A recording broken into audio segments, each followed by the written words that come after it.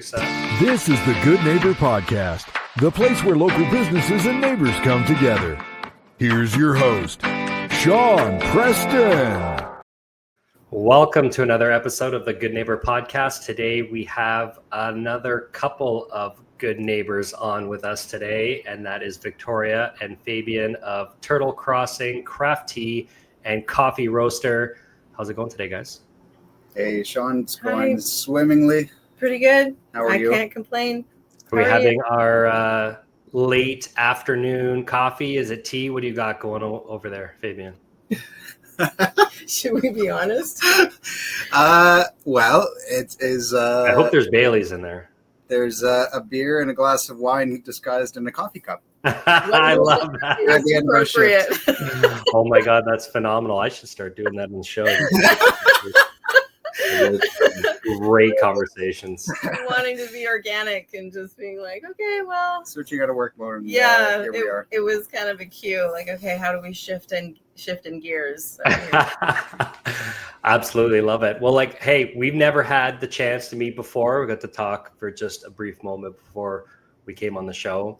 But let's get to it. Let's dive into it. I'm sure listeners are chomping at the bit. Why don't you tell us a little bit about your business? So we're a cafe. We are a window cafe in the middle of Orr Lake, which is quite necessarily the middle of somewhere between Barrie and Midland, with many little townships in between. But we are a takeaway cafe that is high-level coffee service, organic teas, specialty drinks, and baked goodies, local connections with our bakeries, as always, trying to honor, a small footprint in that sense, and also to build relationships in our area. So we have a couple of bakeries, Jake's Bakes, Butter Bay, and Conscious Kitchen, which is in Toronto, to serve a place where it's kind of a little bit of the highway is a coffee desert. There's nothing much between Barrie and Midland. And not to say that. Well, in the way of caffeination stations anyway, yeah. This is where we saw our opportunity to provide something to the community that was perhaps lacking on a person's commute or on their adventures throughout this part of town. So as Vic was emphasizing, baked goods, specialty tea, specialty coffee. We source and hand blend all of our teas for our program, and all of our coffee is ethically and responsibly sourced and roasted by us in incredibly small batches, meticulously and laboriously, multiple times a week. Very small scale right now, And we've packed this place full with all of your necessary and high-level cafe equipment, from an espresso machine to a high-velocity batch brewer. And the importance of community connections for us is I hope apparent through the window. Not just focusing on high quality product, but high quality connections with everybody that passes through, and making sure that they know that they're in a welcome space to not just refuel, but also take a load off and have a chat with their neighbors, and just enjoy a brief pause wherever they're off to. I think we should also mention that we're in a very beautiful place. We're right on Orr Lake, which is a small, very shallow lake that has been flooded, but is home to many, many turtles, painters and snappers alike. And there's lots of turtle conservation efforts happening around us, which we were happy to be introduced to as people come to the window and introduce themselves. So the name Turtle Crossing Cafe, or Craft Tea and Coffee Roaster, if you want to say the full name, is our nod to the nature around us and the beauty of this place and the quality that we want to bring as well. Seeing as we're to-go cafe, we have, made compostable items a priority and stuff like that. So environmentally conscious, socially conscious, community focused. Doing our best, bearing in mind that no business operates without any footprint. So doing what we can. We do what we can, yeah. Minimize that and try to be a positive force along the highway. Mm-hmm. Yeah. Definitely love hearing all of that. Perfect guest to have on the show. Literally, you guys are oozing what we try to portray on the show, being good neighbors, being good people, all of the things that you said there. And I know that area, that neck of the woods. I grew up in Barrie, and I spent a lot of time up north and stuff like that. The people are absolutely phenomenal, good natured people, salt of the earth. I'm sure you see that from the people that stop by. Totally. Yeah. I got chicken skins a bit. Oh, sorry, I didn't mean to interrupt. I kind of got chicken skins when you were talking about community, because we landed here about 3.5, maybe 4 months ago. And it wasn't like we had a massive campaign or marketing strategy or anything. I'll probably ask these questions later, but as we were here, we're building community because we're new to the area, but also it didn't really matter because we brought something that was of value to the community. So they came to us really, and the love and the commitment to informing the community, like our customers giving us a good review or commenting on a Facebook group or any of those things has been wildly the support has kind of just blown us away. It's just been it's just blown our minds. The people that come to the window are so warm and so generous with their praise, and really happy that we're here, it's just, of course we're going to keep going, but it was just really heartwarming. Certainly encouraging. Yeah, it was just so encouraging. So yeah, the community's awesome. It's been sweet. Mm-hmm. You open all year round? Yeah. We hope to be. Yes, that's the intention. Well, this is it. Fall and winter, we'll see what happens. We're praying that the snowmobilers find us, and that the ski hills know that we're here, and some of the spa goers and those that frequent the area, but also Elmvale, Hillsdale, Midland, Barrie. Those folks they live here. We also live here. We're now something cool to do. We're not going away. We're not going anywhere. I sure hope so. That's it. We're not going anywhere. Love hearing that. We talked a little bit about the coffee. I'm a coffee snob, so let's talk a little bit. You said you meticulously do it in small batches. Maybe you can speak a little bit to the quality of the coffee and where it comes from and all that good stuff. Sure. The small batch is a necessary function of equipment size. But the positive angle to that is that it allows me to manipulate smaller batches with less loss to optimize the best product, what I believe to be the best representation of a certain bean and its process and its place of origin. We enjoy delving in coffees sourced from all over the planet. We do prioritize co-ops, women-led operations, full transparency from farm to cup.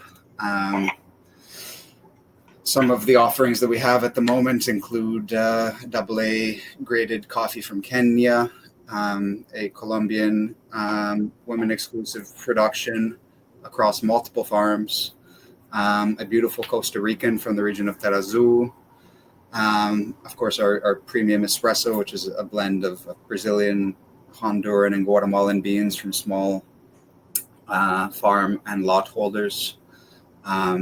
That happens to be an exclusively high grown or high altitude grown coffee as well, free of any off flavors or defects. So an incredibly smooth coffee for espresso, and is, at least for me and Victoria, rewriting the narrative that espresso needs to be rough and harsh, and it's anything but that, which has been really pleasant, really enjoyable. We work with different brokers, hopefully moving into direct trade in the near future. And it's really fun to be able to kind of travel around the globe without having to leave the comfort of the cafe, traveling in the cup and getting to really enjoy the fruit of the earth in all of its forms. Mm-hmm. The other thing is the soft cup certified is what he was talking about, where it's free of defects and the flavor profile, and also the socially responsible certification. It's just like a new certification. It moves away from fair trade, and it moves away from USDA organic, which has been pretty commodified. So we're working with smaller groups. And when he talks about indigenous farms or women farms, that's really where my heart is at. Agriculture has taken a sharp curve in capitalism, and I love being able to support something that is outside the box and truly of value to real people doing the work. 100%. What about the tea? Similar thing? Yeah, well, it's organic sourced. I do have a broker because I originally, it was a bit of a purist when I first started. I would wildcraft. I would pick everything that I sold, which there's not a whole lot of money. It's a lot of work. It's a lot of time, and people don't want to pay that when, anywho. So I found a source that is purely organic and they're farm led, and there's still, very much more for me to explore in that in terms of sourcing. However, when I blend them, I work towards my values, which is always having a well-crafted element to it. So when I purchase, I purchase them in single form, big bulk items, and then I blend them myself. So every tea has a flavor profile that's recognizable by somebody, like, for example, mint or tulsi or rooibos. And these are very common teas, but I will add an element of plant medicine and wild medicine to it in order to share like a higher mineral content or a unique profile for stress relief or immune modulation, or opening properties with real rose petals, or and just a spin on like your classic Earl Grey with like notes of calendula and cornflower. Adds a really beautiful splash of color to an otherwise black canvas. Yeah. So they're visually flavor wise really kind of enjoyable, and we've got some signature lattes as well that go out the window because, of course, a cafe is, I feel like a dopamine hit for a lot of people who come to have something that makes them feel good throughout the day. And sometimes they're not coffee drinkers. So making the tea program as valuable as the cafe program, or the coffee program in the cafe, I think that we hit a larger margin of people. But to be perfectly honest, I didn't drink coffee until I met Fabian. And the only reason for that was that I had a big crush on him at the cafe. And he spoke to me finally after a few months of, I don't know. Playing hard to get.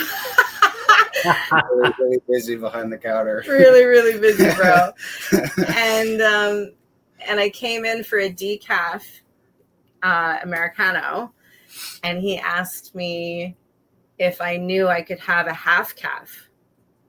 Which I probably did, but he finally spoke to me. So I said, oh, wow, that's amazing. I will totally have a half calf Americano right now. And that was like my first coffee in, 7 years. And then I would love with a couple of things there at once, eh? 2 for 1.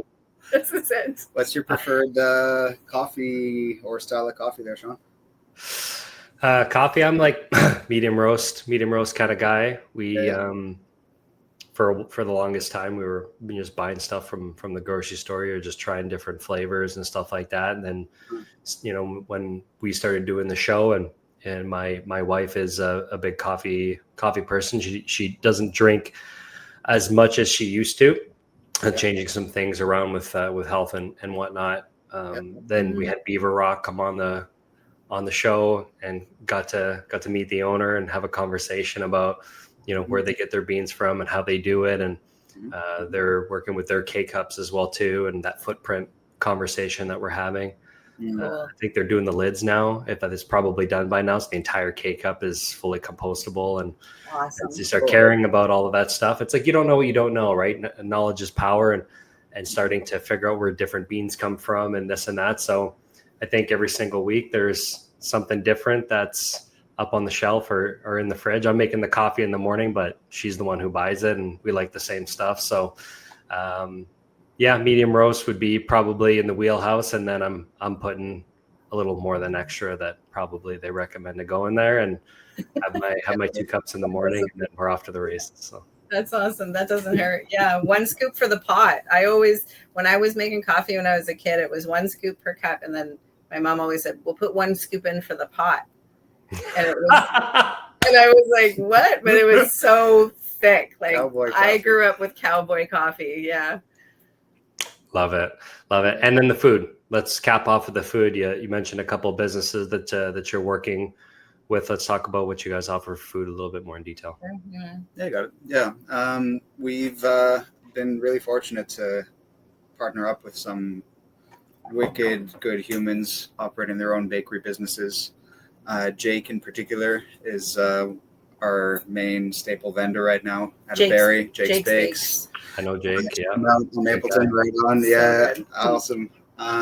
Small curated selection of some of his goodies, inclusive of his chocolate chip and toasted marshmallow cookies. We'll have cinnamon buns rolling out in the winter. We've recently introduced a carrot loaf for the fall season. Then we have a feature oatmeal raisin cookie that Butter Bay, also in berry, absolutely nails. Yeah. Excellent, decadent and filling oatmeal raisin cookie. One of the best I've ever had. Yeah, the ultimate breakfast cookie, I would say. I don't even like raisins, but her raisins are like. It's switched around to raisins. Go figure. Yeah, I like them. Her name's Sarah. She's great. Another owner operated business, and then the Conscious Kitchen in Toronto. It's a family operated business out on College Street, and this is actually how we started our food program. Their offerings are completely gluten-free and vegan friendly. And and then it's those ones are like somebody came today and they just wanted the pistachio bar. They came out of the way just for the slice of pistachio. Yeah, it's really good. They're excellent. They're whole food, real food, mostly organic. They're feeders, kind of almond flour at the base, and pistachio chocolate cream or hazelnut fudge and pecan pies and a sticky sweet and salty mess on the top. It's all good stuff. It's kind of like guilt-free treats if you want to put it that way. Their shtick is mad clean ingredients. Yeah, clean ingredients. So also another bakery worth checking out. Yeah. That's the extent of our food program right now, and pretty much all we can fit into this space. Well, we're 7 by 11 feet in this cute little trailer, so we've managed to pack in quite a lot of programming and lots of SKUs. We started, we're like, let's keep it so simple, and then just kind of got away. We get excited. Yeah. The creative juices start flowing, and all of a sudden, one becomes 12. And it's the entrepreneur brain, right? This is it. Well, we have a couple of other items that are just for those kind of summertime visits, but otherwise, those are the main showcase. Know all about entrepreneur brain. My business partner has it. I got to rein him in all the time. He's coming up with something new all the time. Yeah, I'm thinking about tomorrow, thinking about next week, thinking about next year. Oh yeah, we're thinking about 5 years down the line. It's pretty crazy. So what's that space outside then? Is that just you come up in your car, you got rooms or picnic tables out there? What is that visually for our listeners? Unfortunately not. The property that we are nestled onto, that the cafe is nestled onto, is a respective business, Little Bitty Cottages. We are in collaboration with them, leasing the trailer from them as it's permitted for and nestled onto their property. The space behind us that has found its way into Google Photos and reviews on occasion is a space designated for guests of the Airbnb and cottage rental sector. So unfortunately, cafe guests are not permitted to spend their time sipping coffee on the lawn. They're welcome to hang out with us at the front, pull up some grass up the front, or do a tailgate party, as some people have adapted to. We've had some great tailgate parties. It's been awesome, actually. The parking lot's been full on many an occasion, and it's been really lively and really pleasant. And that, people are obviously making an effort to make it work. But we are a primary designated takeaway establishment. So well, when I opened with we're a window cafe. We are quite literally a window. That's it. Takeaway only. That's why I mentioned like focusing on compostable only, because we send people away with everything. We have no reusable cups. But by all means, be in no rush to run away. Hang out, have a chat. We have some great enjoy the space. Some great company at the window. We have really lively conversations. I guess knock on wood, we'll get busier, and service may need to get faster as we grow. But right now, there's some moments in time where we've had some really excellent connections with people, whether they're staying at the cottages behind us on the resort and they've come and visit us every morning for their coffee, or they're driving by to go to work. And some people on Saturday, Sunday have made it quite a ritual for them to stop by, and we talk about what they like. We talk about their work or their family and that kind of thing. And it's been, as I said about the community, it's just been really sweet and humbling to have met all these really cool people that are thrilled to have us, to receive us.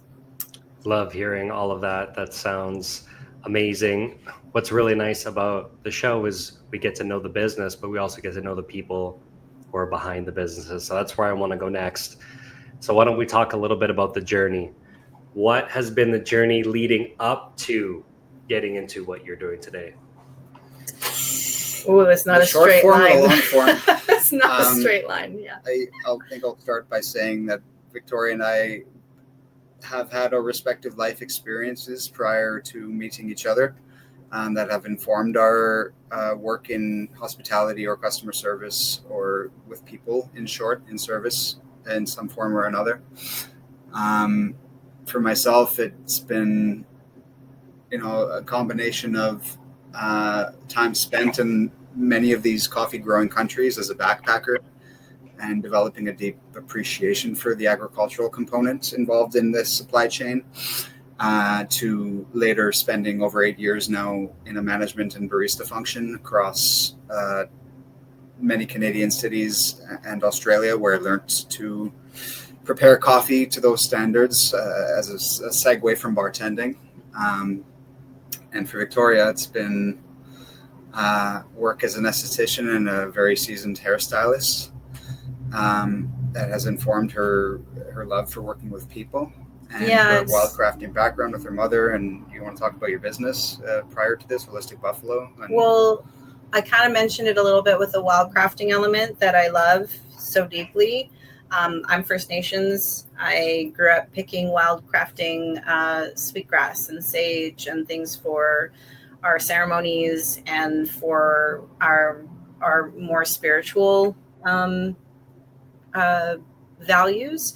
And of course, that's my connection to the land and my, I think, reverence for Mother Earth and the plants and the medicine that surrounds us every day. And then I moved out of that. I decided, I grew up in the Yukon, and I decided I was going to trade it all for puff and lace in the city, go to hairdressing, do aesthetics, maybe a more steel and glass kind of vibe, trying to find the big city and get away from the small town. And then years went by. I won't tell you how long. We don't need to know how old I am. So the city kind of wore me away, and I felt like I was losing touch with some things that were more of value to me. So I started to rekindle that connection to the planet by doing a lot of wild crafting, studying permaculture. I started my own company called Holistic Buffalo, and I was doing a lot of skincare and aesthetics-based things. And then that just makes one step in front of the other. Of course, I made tea, and I served tea for inner beauty and inner health. And so I I continued with that, and then I began teaching land-based education at the schools. So I taught from kindergarten to a grade 11. I never saw the 12s very much. They were very busy, but the grade 11 classes up to, and yeah, I just started working with plants as a way to connect with kids and to restore this sense of connection to our food and to our bodies and our own personal health, and to taking that back into our own personal power. And I want to try. If you get me going, I'll keep going for a while. So I'll try and wrap it up in there, so that when I started with this, it just made so much sense to me to be able to offer something that, I mean, I think it gets overlooked, and then sometimes too pigeonholed into a health product, where we can have all of these things in our daily life, these plants, rather, these medicines, these minerals, these micronutrients that are available as something as simple as hot water and this plant medicine. And tea, I'll stop here. I will say just one more thing. Tea is universal in every culture, in every part of the world, in every historical document. You will find that somebody put hot water and a plant medicine together in order to nourish, soothe, comfort, nurture. And I just think that's just so brilliant. So I just love plants. I just love plants. I love what we do. Yeah. Very, very cool story. I can certainly relate to it. I definitely know that people listening will definitely relate to that. And I can see how your relationship both relates to that, just listening to your backstory. Okay, so let's talk a little bit about myths and misconceptions, because we were talking about knowledge before, right? And it's just like, you don't know what you don't know. Yeah. What would be a myth or a misconception that maybe you hear from customers, or maybe something like you'd like to clear the air? Hot tea. Can I start? Yeah, I think very possibly, and this may be seconded or thirded by other long-term folk in the industry, but I believe that one of the common misconceptions about hospitality workers, whether self-employed entrepreneurs such as ourselves or people who are in it long-term for reasons or simply because they love it, is that this is a cakewalk. And what do you call it? A lemonade stand? Yeah, cakewalk, a lemonade stand. We're just, we're already having a good time every day, and it's not hard work in any sense of the imagination. And we are having a good time, and it is hard work, and the two can coexist at the same time. The lemonade stand comment refers to many of the conversations we had with friends and family upon getting this venture going, who had grossly underestimated the scope of our speciality and the scope of our product caliber. They thought that because it was a trailer, it was an incredibly small space, that it was like the equivalent to a lemonade stand. Basic, low labor, cheap, and almost not worth the venture. I suppose I'd like to clarify that, crafting artisanal level cafe quality beverages multiple times a week in volume and with speed and consistency is a skilled labor. That I'm not back here pushing buttons, and nothing produces itself. I do believe that many large franchises delving into specialty coffee with machines engineered to do the work for the barista so that they could standardize efficiencies and product across a multinational corporation has conveyed the impression that we're just standing back here and that the coffee's making itself. But these machines that we're using are fully manual. It's everything needs to be adjusted from the grinder to the output on the machine. And small changes in detail will either make or break the cup. So if you receive a cup of coffee and you have thoroughly enjoyed it, please know that this is almost a decade's worth of trial and error, beating my head against the wall, and an almost pedantic obsession with perfection in every cup that goes out this window. It's not a cakewalk, but we have a good time with it. It's a lot of work, but we enjoy what we're doing. We're here for 9 to 10 hours on the average every day, but the work is happening around the clock. Bookkeeping, sourcing, roasting, supply runs, maintenance and cleaning, and it's a hell of a thing. It's a hell of a thing for a small place. Glad we got a chance to talk about it, because you just, when you're the consumer, you just pull up and you get your cup and you don't know anything the difference until you have the conversation, right? Yeah, I will say, I will second that. And I think, the window cafe is a unique idea. I believe it doesn't get the maybe the clout or the credit that maybe other countries might give it in Canada. And I will just kind of second what Fabian has said. And I will go as far as to name the corporations by saying Starbucks and Tim Hortons and large cup companies like Second Cup and all of these other cafes that have branched out. They have so many comforts and conveniences in this ambiance that they create.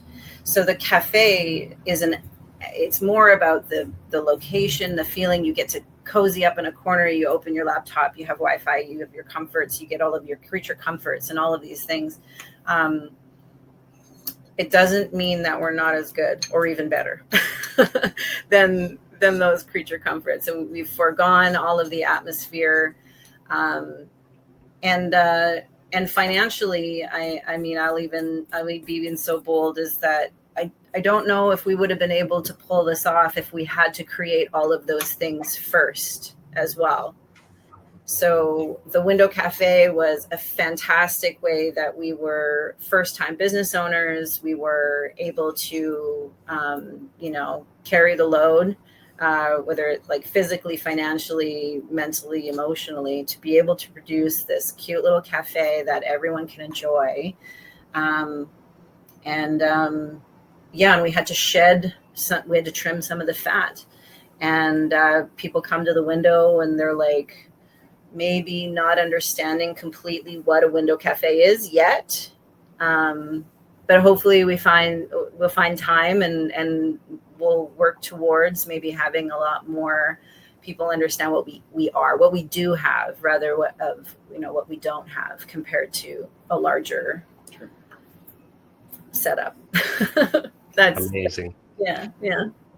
So business owners, when you're a business owner, you tend to work a lot because there's lots to do, but when we're super passionate about it, and every guest that comes on the show, you can hear about it. They're very passionate about what they do. They love what they do.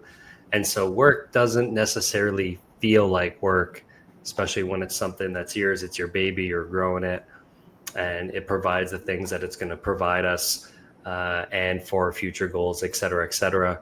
So we can tend to work a lot.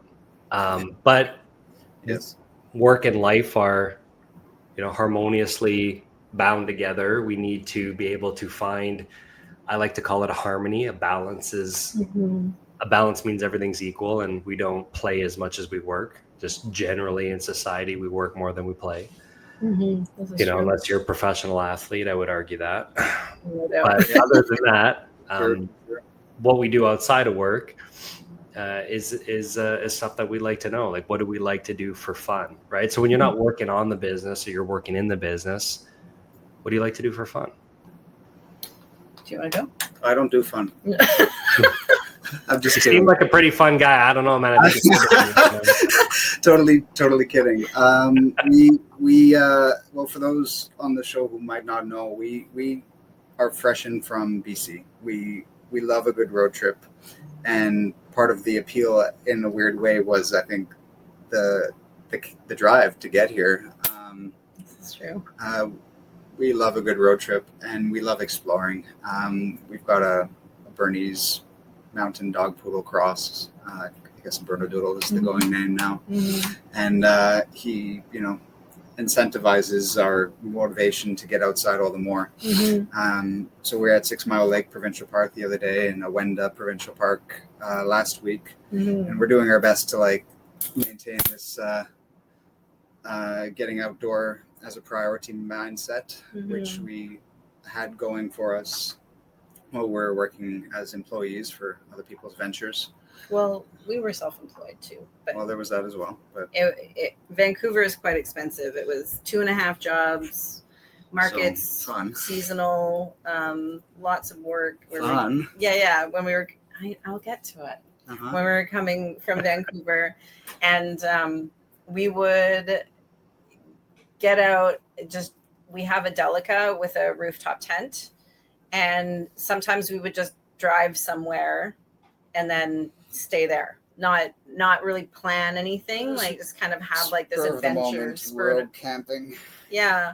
But we've also, one of my favorite trips was to Nelson, when we hiked the glacier up there, it was Kootenay Glacier Park. Kokanee Glacier National Park. Nice. We that was one of that was just the tops. We hiked a mountain, jumped into a glacier lake that was frigid cold. But we've taken road trips all over BC, and we have to speak to that, because that's, that was something that's been completed. But what's happening here is that we're venturing a little further up the Georgian Bay, finding that these places are incredibly beautiful.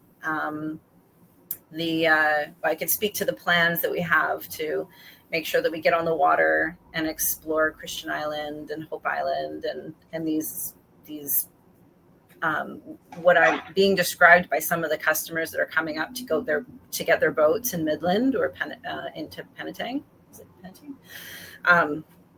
Just stunning examples of the beauty of the planet. So we want to explore the waters more. Sounds simple, but and it probably is, but we just love getting outside. Love getting our hands in the dirt. Going for a hike, some trees, getting some fresh water, and that really keeps us happy and harmonized and in check.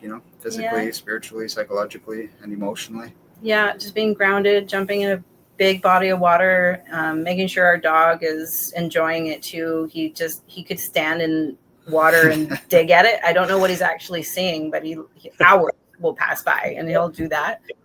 That's it. Studying and continuing to study is one of my big thrills too.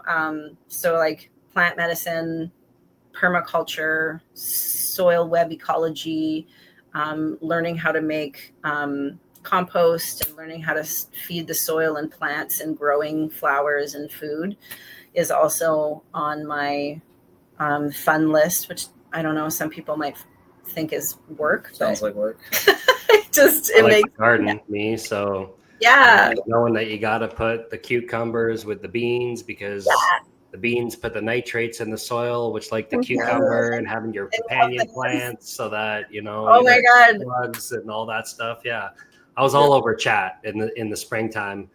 And just yesterday, my wife told me I have too much in the background because I do the gardening, and then, the watering, the stuff, she helps out too. But then next thing you know, we've got all of this shit growing in the backyard, and then I help after that. Plant it, water it, take care of the rest. Yeah. Well, this is it. And then that leads to maybe some canning and some menu planning and some really unique soups that you can make, and it just leads to more and more and more. So I enjoy that. I don't find that very stressful at all. No, it shouldn't be. It's food. I just think it's just but I always notice that a lot of my fun requires people. I'm okay, well, now I need more people to eat this. So we have to have a dinner, or I have all of this information I'd love to share. So here, and then I just give people a download and have these really cool conversations, and connections through, what's of value, what's important to us as people and like human beings. Yeah, love it. So in life, we pick our path. We decide to walk that path. Like you said, it's never truly linear. It's left, it's right. We can never really control what life is going to throw at us. And sometimes life will get in the way. It'll throw obstacles, hurdles, challenges, tragedies, all kinds of stuff at us. And some people experience that more than others. But I've always been fascinated with human beings and our ability to be able to overcome these challenges, or when something tragic happens to us, about seeing the glass half full, taking silver linings from it, and moving on from that, because the world keeps spinning and time keeps moving and evolution keeps happening. And so we have to move forward with it. But I wanted to ask you, have you ever experienced like a hardship, a life challenge that maybe something that you overcame, maybe you pulled a silver lining from it? How far back are we going? You can go as far back as you want. Well, I was this is crazy. I don't know why I'm feeling like this is important, but I'll share, because somehow it feels right. I was a young mom. I was a really young mom. And this is long before Fabian and I met. And my daughter was 4 months old when her dad was hit by a drunk driver, and he passed away. So I was exposed to loss and grief at a really, really young age. I would say like younger than most, but losing somebody that's that close to you with like a vision of a future that becomes eliminated and not unfulfilled, as like an open tab. And I think that shaped me in a huge way. My ability to shift focus, my ability to pivot in life, and to understand that everything is temporary. Everything that we have in this life is precious and of value beyond your wildest dreams, and also meant to be let go in time. And that doesn't always mean and it's a funny line to walk, because it's not cynicism and it's not anarchist kind of vision. It's actually quite humbling and beautiful, and it shaped my daughter and my relationship. And I do believe it shaped my sons and my relationship as I moved on in life years later, with my two kids. And I think what I was able to do with my parenting after that, after a few years of grieving, of course, and understanding all of this in retrospect, because at the time I didn't see it, I was able to be so present in the moment with my kids when they were coming up. And even now still, understanding that maybe even some of the places and the things that they're attached to right now, I know that they'll move through it. So being able to be a mentor and a coach and a friend and being present in the moment, I've become, I think, just a more whole human being, and understanding that. And that's how you're able to look at it. Like, what an incredible story. I mean, thank you for sharing that and being so open. But listen to how, from how it started, I'm sitting here going like, holy my God, like that's incredible. Like you wouldn't want to wish that on anybody. Yeah. And but you had to go through it. But again, the mindset, right? It's like, how are we going to, how we have to move forward? How are we going to do that? And then, obviously that sucks that happened, but how you were able to take that and what you were able to do with that, and then the benefits, because you took that mindset, end up ensuing because able to try to take something as crazy as that and turn it into a positive. And I think that net positive in this case was a lot higher than maybe others who weren't able to take that spin on it. What about yourself, Fabian? Oh, how am I supposed to follow? I know I should have let you go first. No, I mean, there's no follow-up on that. Hey, everybody's got here. I'll go. I'll let you know. I'll share. So obviously mine's not, crazy like that, where I've experienced loss in my life, grandmother and stuff like that. But for me, I was in the automotive industry for 9 years. Super successful when I was in my early 20s, getting my first outside sales job, traveled all over Canada, had a company car, had a nice salary. And then I hopped into a position starting with a business to build something here in Ontario. Very successful at doing that. 9 years, became a sales director, learning all the people skills, everything. Top 5% income earner in Canada. Very young, not even 30 yet. Wow. Bought my house on my own to the penny, last paycheck too, down deposit. Like great story, right? Everything is going great. COVID hits. The dynamic of the automotive industry changes, get my salary cut in half saying I don't deserve it anymore. Like all kinds of crazy stuff. Wow. Having the person managing myself, not the best treatment, being bullied my whole life, all the way from being a kid into the workforce. That's never left me until I became a business owner, because I don't answer to anybody other than my business partner, and he's a gem. And then just falling from grace all the way down. I hit the ground so hard that I actually popped back up and smacked it again. And having absolutely nothing. I had to borrow money from my parents, from the bank, all kinds of stuff just to get the business off the ground and like literally rebuild my life. Now we're 3.5 years later, and finally, not too long ago, I finally was able to plant my feet down. And I still got a hole I need to crawl out of, but I'm okay now, and I'm good. And the person who I become in that transformation, who I was before, is absolutely night and day. Yeah, I'm definitely a better human being, and I've learned a lot of things, from there. So, nobody has a perfect story. Perfect stories are boring, and nobody has one. It's stories like yours and stories like mine that's what makes it interesting. That's what makes an interesting conversation as well too. So there you have it. Go ahead there. You might be able to follow up from that one a little easier for you. That's awesome. All right. Thanks for sharing. Thank you for that's that. Amazing. That was really vulnerable too. I mean, that's I can't imagine losing everything that you were so like you had built that. It sounds like you were so proud of yourself too. And I mean, like you're probably family, everybody just being like, you nailed it.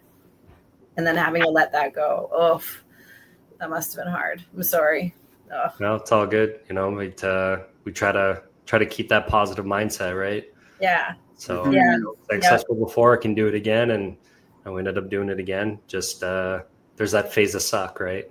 Yes. That phase of suck. Mine was a little longer, but and some are shorter, some are longer. Like you said, you grieved for like 2 years, right? At least, loss never goes away. I'm sure it's still there. Every once in a while, it pops back into your life, and we have to deal with those things. But it's trying to find that beautiful picture, trying to move forward in life, and that's all we can do is move forward. But it's that mental attitude about moving forward is what's going to be the difference maker, right?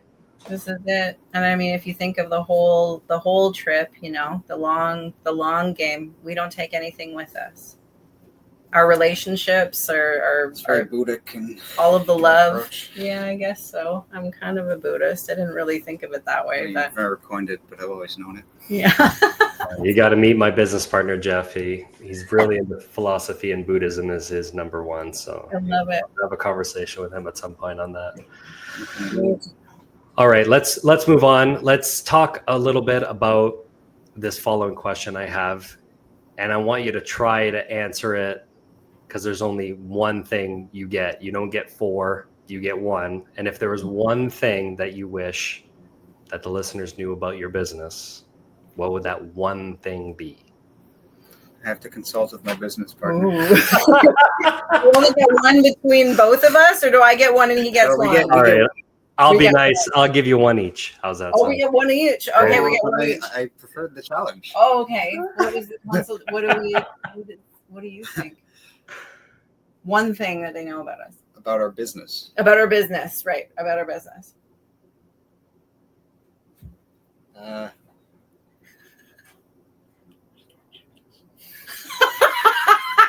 Yes. Yes, say that. We're scared shitless. No, for real though. Like, No, for real. We're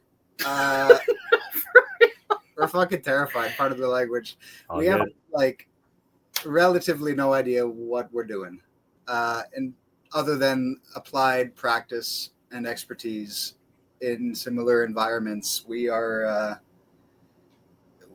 We took an exit that seemed viable from our running on the spot in Vancouver after many years of doing the thing and doing it well, and realizing that we were not very likely to end up in any better circumstances than we had created together. And we took this opportunity. We put all of our shit in storage. We wrapped up our community as we had built it, and we took a step off the deep end. We drove here in March, just in time for the wicked ice storm that everyone got to endure. I had my fucking dough over that ice storm, so I know. Yeah. Oh no. Yeah. We had to dig deep for our sense of trust. Yeah. In the higher orchestration of the events in the world, and trust in each other and ourselves, and knowing that our feeling was not going to lead us astray, and we still don't think that it will or has, but to make this happen and how quickly it's happened, and the allies and the helpers along the way that have shown up at the right moments in time to effectuate the next step in seemingly impossibly logical sequencing. We have no idea what we're doing. This whole operation just seems to be an unfolding of its own accord, and we're just along for the ride. So to the best of our ability, we're showing up every day and showing up as our best selves every day and giving it a really good crack here. But it's requiring a lot of trust of ourselves and of God and of each other. Yeah. And we're scared shitless. Yeah.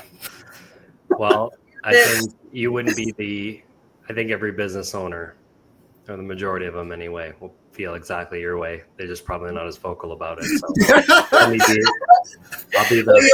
You asked about his challenge. I think that was like probably a segue. One question, two answers, or I'll just say that you're not the only one.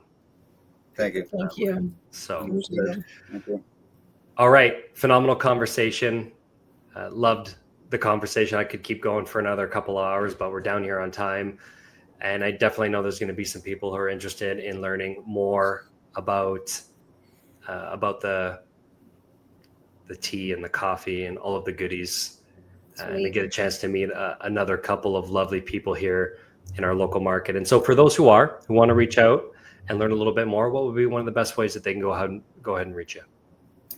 Well, social media. We are on Instagram. We just recently opened a Facebook page, but Instagram was kind of our main source. Find us at Turtle Crossing Cafe on Instagram, or turtlecrossingcafe.ca online. Yeah, at Turtle Crossing Cafe or turtlecrossingcafe.ca.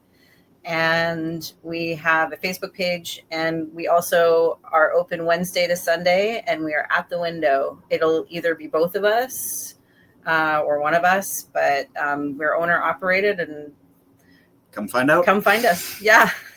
Beautiful. Really appreciate you coming on the show. It was a great conversation, and wishing you all the best out there. Thank you. Thank you, Sean. Good chatting with you as well. Bye for now.